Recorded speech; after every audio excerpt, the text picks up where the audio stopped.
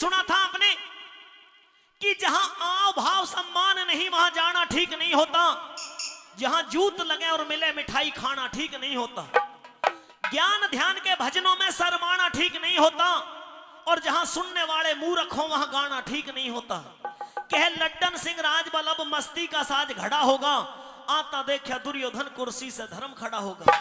धर्म युधिष्ठिर कुर्सी से खड़े होकर कहने लगे कि दुर्योधन तूने आने का कष्ट क्यों किया, हुक्म कर दिया होता मैं खुद चल करके तेरे पास में आ जाता। लेकिन दुर्योधन कहने लगता है कि मैं तेरे पास में इसलिए आया हूं, मुझे यह बता कि मैं कल का युद्ध करूं तो मेरी जीत किस तरह से होगी। युधिष्ठिर कहने लगते हैं कि तेरी कल क्या आज ही जीत हो गई, तू युधिष्ठिर के पास में चल करके आ गया, तेरी जीत हो गई है दुर्योधन। मैं अपने पांचों भाइयों को लेकर के एक प्रतिज्ञा ले लूंगा अगर तू मेरी बात मान जाए। क्या कि दुर्योधन हम नेम करम हरे जब तक सांस रहेंगे, कर हस्तिनापुर का राज तेरे हम बन के दास रहेंगे। हम पांचों भाई तेरे दास बन करके रह लेंगे, लेकिन इस युद्ध को यहीं पे रोक दे। क्यों? क्योंकि अगर यह युद्ध कल का दिन और पकड़ गया तो एक कुल का तो विनाश होना निश्चित है, इसलिए मेरी बात को मान जा। लेकिन दुर्योधन तो जिद्दी और अहंकारी था, कहने लगा कि मैं तेरे पास में चल कर आया हूं तो तू कुछ और समझ बैठा है। इस दुर्योधन को धर्म आज कुछ और मान गया, तेरे धोरे चल के आ गया, तू कमजोर मान गया। तू ये सोच रहा मैं कमजोरी में आया हूं तेरे पास में, नहीं, मां गंधारी ने भेजा इसलिए आया हूं, वचन दे दिया था मां को। भरोसा नहीं करता मैं तुम्हारा, लेकिन अगर तू धर्म के पथ पर है तो मुझे ये बता कि कल का युद्ध करूं तो मेरी जीत कैसे होगी। युधिष्ठिर समझ गए कि दुर्योधन मानने वाला नहीं है, तो कहने लगे कि दुर्योधन तेरी जीत का केवल एक मार्ग दिखाई दे रहा है। क्या? तू बज्जर का बन जाएगा, तू बज्जर का बन जाएगा, बस एक रास्ता आखिर तेरा, मां खोल के पट्टी देखे जब दुर्योधन नगन शरीर तेरा। जिस मां गंधारी ने तुझे भेजा है, अगर तू गंगा स्नान करके शाही वस्त्रों को उतार करके नगन अवस्था में मां गंधारी के सामने पहुंच जाए और वही मां गंधारी अपनी आंखों की पट्टी खोल करके तुझे देख ले तो तेरा शरीर वज्र का बन जाएगा, तुझे कोई नहीं मार सकता। यही तेरी जीत का मार्ग है। दुर्योधन चल दिया और चल करके गंगा स्नान किया, शाही वस्त्रों को वहीं पर छोड़ दिया, नंगा आ रहा है। कृष्ण जी मीटिंग बना रहे थे अगले दिन के युद्ध के लिए, लेकिन गुप्तचरों ने सूचना दी कि कल के युद्ध में तो हार होनी निश्चित है। क्यों? क्योंकि युधिष्ठिर ने दुर्योधन को जीत का मार्ग बता दिया है। तो कृष्ण जी ने जाकर के दुर्योधन का रास्ता जा रोका और दुर्योधन से कहा कि भाई दुर्योधन नगन अवस्था में कहां जा रहे हो, युद्ध में इतने बिजी हो गए हो कि तन के ऊपर वस्त्र पहनने भी भूल गए। दुर्योधन कहता है कि मैं अपने कुछ नेम कर रहा हूं, मुझे रोक टोक ना कर। नेम तेरे ही देख रहा हूं कि जिन्हें नंगा होकर के कर रहा है, कि मुझे युधिष्ठिर ने जीत का मार्ग बताया है। कृष्ण जी ने कहा कि मैं ये नहीं कहता कि युधिष्ठिर ने तुझसे झूठ बोला है, पर दुर्योधन एक बात को ध्यान में धर ले, एक रोज तू द्रौपदी को भरी सभा के बीच में नंगी करनी चाह रहा था, आज हो सकता है उस अपमान का बदला लेने के लिए दुर्योधन तुझे नंगा होकर के और तेरी मां के पास में भेजने की तरकीब तुझे बता दी है। बस साथियों, दुर्योधन के मन में शंका आ गई और सोच बैठा कि हाँ, हो सकता है कि शायद युधिष्ठिर ने मेरे साथ में छल किया हो। कम से कम मां के पास में जा रहा है, गुप्त अंगों को तो ढक करके जा। गुप्त अंगों के ऊपर केले के पत्ते फूल बांध लिए, मां गंधारी के पास महल में पहुंच गया और कहा कि मां, मैं नगन अवस्था में तेरे सामने खड़ा हूं, तो अपनी आंखों की पट्टी खोल करके अगर मुझे देख ले तो मेरा शरीर वज्र का बढ़ जाएगा, मुझे कोई नहीं मार सकता। यही मार्ग बताया है युधिष्ठिर ने। तो मां गंधारी ने भी पुत्र के मोह में व्याकुल होकर के प्रतिज्ञा की थी अपने पिता के घर पे कि मैं जीवन भर इस पट्टी को आंखों से खोलूंगी नहीं। लेकिन पुत्र की चाहत, पुत्र का मोह इतना होता है साथियों। आज उसी मां गंधारी ने अपने पुत्र दुर्योधन के कारण आंखों की पट्टी खोल दी। दुर्योधन के ऊपर नजर गई, दुर्योधन का शरीर वज्र बनता चला गया। लेकिन जब दुर्योधन की जंगा के ऊपर, गुप्त अंगों के ऊपर नजर गई तो आंखों से आंसू बह निकले, रो पड़ी। और मां गंधारी और दुर्योधन के बीच में कैसे सवाल जवाब होने लगे, सुनेंगे इस रागनी के माध्यम। हे मां गंधारी, कहिए पुत्र।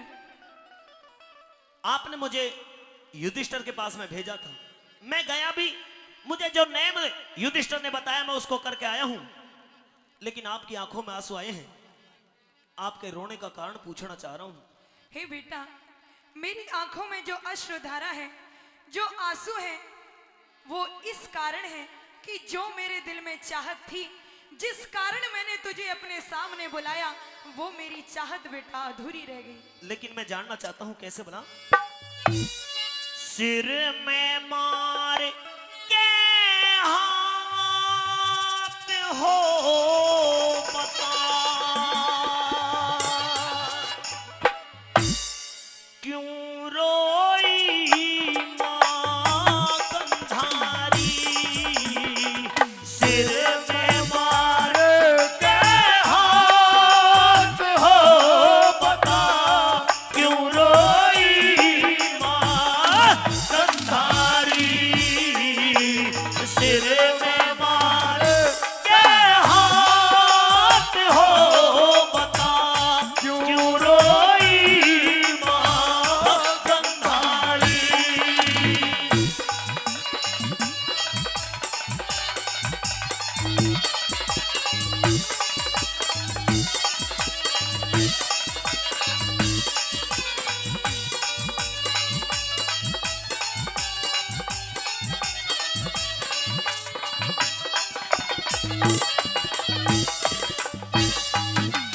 हो खोल के बता तेरी दिल की बात, जो आखिर माता। अच्छा। जी में झटका लग गया री मेरा, कांप गया शरीर माता। शंका है मिटा तेरी आया, तेरी क्यों आंखों में नीर माता। शंका है मिटा दे आया, तेरी क्यों आंखों में नीर माता। अरे जग के लिखे दिन लिखड़े पर, जग के लिखे दिन लिखड़े पर, मेरे लेख रात हुई, किसी के ना हुई ओ जैसी। मेरे संग में घात हुई, जिस कारण, अरे जिस कारण, अरे जिस कारण खोली पट्टी अज हासिल ना वो बात हुई। जिस कारण खोली पड़ती आज, हासिल ना वो बात हुई। रद्द करया करी रे को बात हो सुन। दुर्योधन मेरे बलकारी। सर में मार के हाथ हो बता, क्यों रोई मां गंधारी।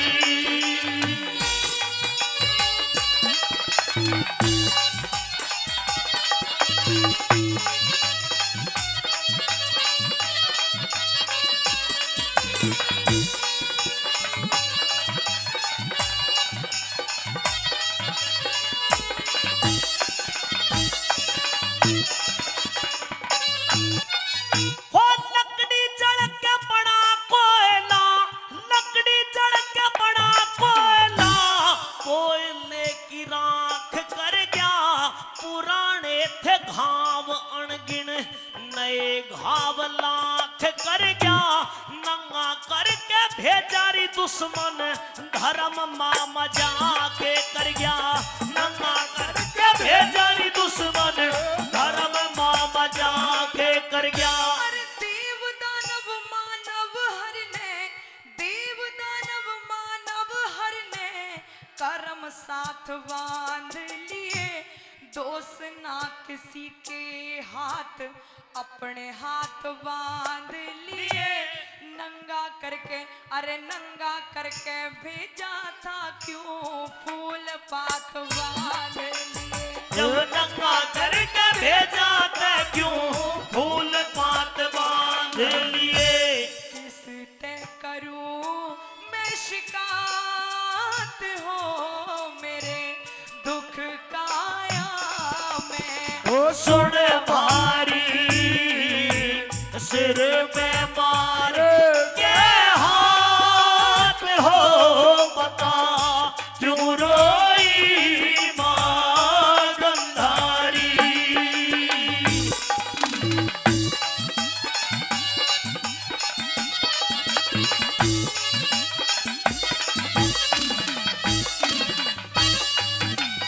दुर्योधन ने सोचा शायद मां गंधारी तेरी मूर्खता पर रोई है। युधिष्ठिर ने कह दिया नंगा होकर जाने के लिए और तू नंगा होकर के चला आया, शायद इसी बात के पीछे मां गंधारी रोई है। लेकिन मां गंधारी ने कहा कि देव दानव मानव हर ने कर्म साथ बांध लिए, दोष ना किसी का हाथ अपने हाथ बांध लिए। अरे जब नंगा करके भेजा था तो क्यों फूल और पात बांध लिए। अब किससे करूं मैं शिकायत, मेरे दुख काया में सुन भारी। साथियों, तीसरी कली के माध्यम से दुर्योधन और मां गंधारी में क्या बातचीत हुई है भला।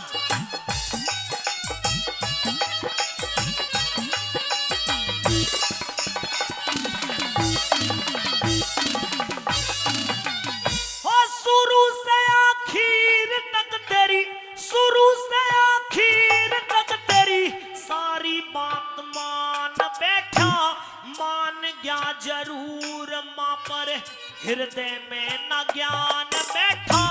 फूल और पत्ते बांधन से बता कौन सा नुकसान बैठा, फूल और पत्ते बांधन से बता कौन सा नुकसान बैठा।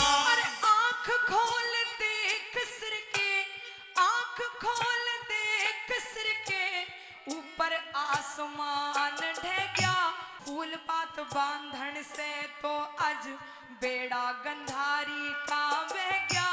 सारा शरीर बज्जर का पर जांघों पे से कच्चा रह गया। सारा शरीर बज्जर पर तू जांघों पे से कच्चा रह गई। आवे हाथ ना बात हो सुन लाख करो चाहे होशियारी, सिर में मार के हाथ हो बता क्यों रोई मां गंधारी।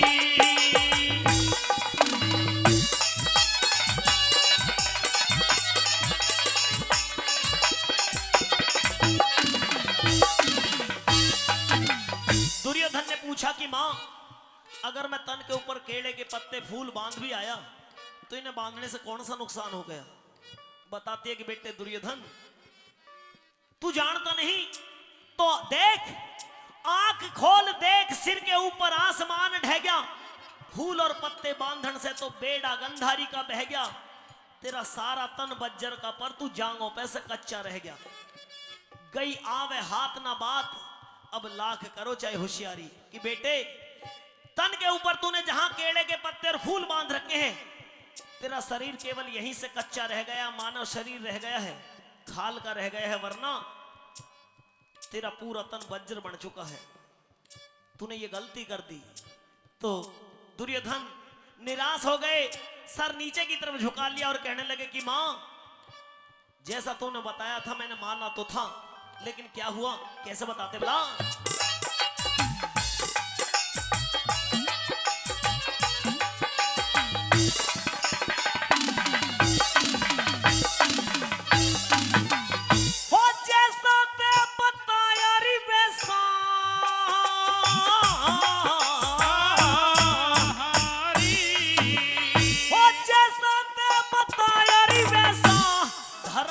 महसूस कर गया, खुली नहीं गांठ लगरी, भरम को महसूस कर गया।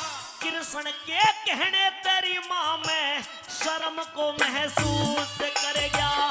कृष्ण के कहने तेरी मां में शर्म को महसूस कर गया। होनी होकर रहे जगत में, होनी होकर रहे जगत में, कहने ने सवाल बन जा। लड्डन सिंह कह समझण खातर अपना अपना ख्याल बन जा। मन चाही ना होती राजवल, हर चाही तत्काल बन जा। ओ मन चाही ना होती राजबल, हर चाही तत्काल बन जा। हो सदा करता वो अपनी चाहत हो, फंस रे हैं भूल में नर नारी। सिर में मार के हाथ हो बता क्यों रोई